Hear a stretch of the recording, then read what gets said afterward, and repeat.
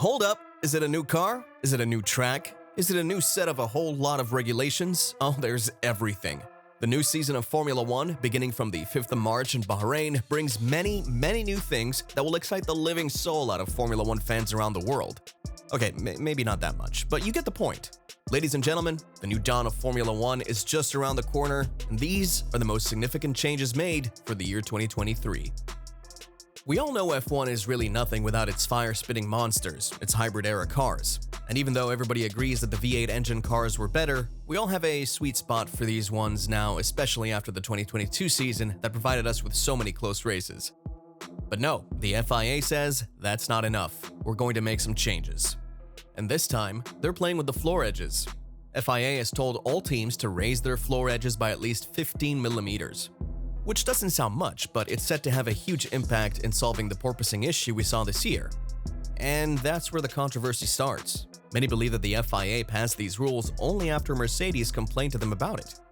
And the funny thing is, because most other teams were able to solve this problem very early in the season last year, this sent them in an absolute fit of rage, as now they have to redesign their perfectly fine cars to be able to fit with the regulations, so there's that. Other changes include raising of the underfloor diffuser throat, applying more stringent lateral floor deflection tests, and introducing a more accurate sensor to help quantify aerodynamic oscillations and police them more effectively. Now, some teams were busy being angry about all this, but there were others, like McLaren, who simply sighed and got on with it. By the end of 2022, McLaren had already made and started to put their new parts for testing on track so they could further refine it in-house. Talk about proactiveness. Then the wing mirrors are going to be bigger. The front wing end plate will get some revisions, and after a solid lesson learned from the horrific crash of Alfa Romeo's Zhou Guanyu, where the roll hoop collapsed, that too is going to be reinforced. And if that wasn't all, the minimum weight of a Formula One car for the season is also going to be 2 kilograms less. So there's plenty of changes from tiny to large in the new F1 car, but because all teams have different plans on when to show off their cars, we can't really say for certain who's packing what. One thing is for sure, however, that the preseason run is going to be real fun. Talking about fun, the 2023 F1 calendar is here, and guess what? On the 18th of November, we're going to Las Vegas. After the dreaded Caesars Palace race back in the old days, Formula One is back in the entertainment city of the world. And this time around, the main straight is an 8-mile stretch of the Las Vegas Boulevard, most popularly known as the Las Vegas Strip. Imagine our dreamy F1 cars flying down the strip with the roads lit up from the neon lights of all the casinos around, with the occasional spurt of the famous fountain show in the background. What a sight to behold. And what's better is that the race will be on a Saturday night, unlike the usual Sunday, so that all F1 fans can have a real party after the race is over and still have a day to spare.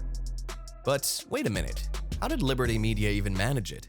To host a 3-day-long event and close down the busiest streets of one of the richest cities of the United States for a few cars to just zoom around a track? Well, a huge part of that eventually comes down to the aggressive marketing strategy of our Formula One executives to attract the largely underserved American public.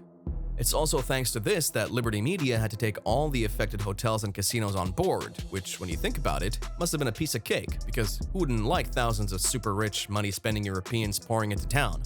So Vegas gets a piece of F1, and F1 makes the most of Vegas, a win-win for everybody. Or is it really? We'll see in a second. Reportedly, the FIA has reduced the allowable expense for each F1 team to $137.4 million from the $141.2 million last year. It's obvious that this step was taken to further equalize the playing field and to reduce any advantage that the more extravagant teams had.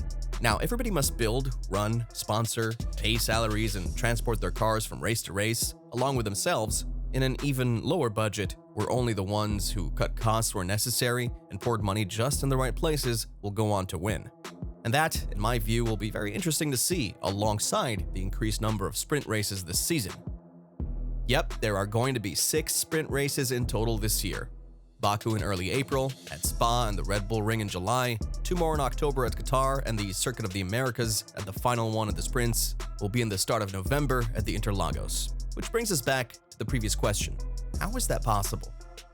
We have a lower budget cap, and at the same time we have more sprint races as well as more places to go. I mean, it seems strange at first, but let's leave that for time to tell, because at the end of the day, all of us Formula One fans want action. And if we're getting more of it, who are we to complain? Especially when the DRS train is getting some revisions too. In the upcoming version of F1 racing, the DRS will be active after just 1 lap of green flag racing. In case you didn't know, previously the limit was 2 laps, which meant on a rainy day with lots of yellow flags, it would take racers at least 2 laps until they could open the rear wing and try to overtake the driver ahead.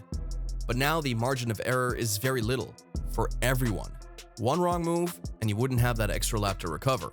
One late reaction and you'll be overtaken in lap 2, and one more chance for anyone who's been passed to retake the spot. Even more action. Not to forget, of course, the increased importance of pit stops this season. Pirelli is introducing a new 6th dry weather compound tire this year. It's called the CO, adding to the previous line of C1 to C5. And it's not just a tire, it's a whole world of strategies. The CO, or C0, will be able to last much longer, so teams will have the option to make fewer pit stops, in principle at least, on top of the advantage of using a fewer set of hards. But about the actual race utility, we're yet to find out. What we do know, however, is that the FIA is going to try something new this season. For 2 qualifying weekends, the FIA will allow all teams to only use hard tires in Q1, with the use of just medium tires in Q2, and the option to switch to soft compound will only be given for Q3. It's fairly obvious that this is only a trial, but expect to see this happening more often if nothing goes absolutely horrible with it, because the topic of reducing tire wastage is a hot one. And when Pirelli boss Mario Isola himself steps up to make the same claim, you know things are serious. So we've talked about cars, tracks, race regulations, budget caps, and a lot more, but one very important thing is still left. We'll be seeing 3 new faces this year. The first one is Logan Sargent, coming to Williams, straight from a fiery F2 championship. By origin, he's American and will be sporting the number 2 lively on track. Next is Nick de Vries, who's joining Yuki Tsunoda in an identical-looking AlphaTauri, and McLaren's got Oscar Piastri to replace the Honey Badger, who'll be going back to Red Bull, but as a reserve this time. Similarly, Nico Hülkenberg is back, pushing Mick Schumacher off to Mercedes' reserve and going on to sit in the Haas himself. So with a lot of high excitement fixtures, new drivers, new tracks, with races that are more in number and much more in action, when it's finally light out and away we go in a couple of months now in Bahrain, you can expect the whole season to be one hell of a cracker.